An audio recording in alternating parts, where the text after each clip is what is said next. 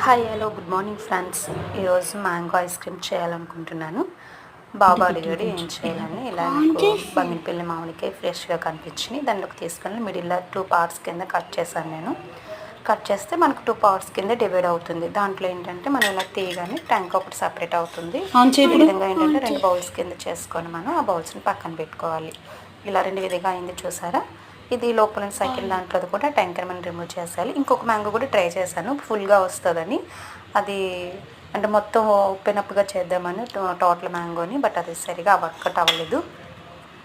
అందుకని ఏం చేశానంటే దాన్ని పక్కన వదిలేస్తాను. తర్వాత నెక్స్ట్ బౌల్లో కొంచెం మిల్క్ తీసుకున్నాను. మిల్క్ తీసుకొని స్టవ్ మీద పెట్టుకున్నాను. స్టవ్ మీద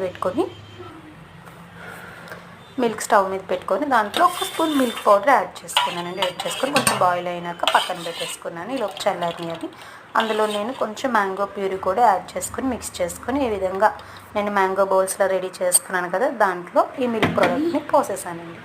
తర్వాత ఒక 2 అవర్స్ పాటు నేను డీప్ ఫ్రిడ్జ్లో పెట్టుకున్నాను. అంతే. Thank you.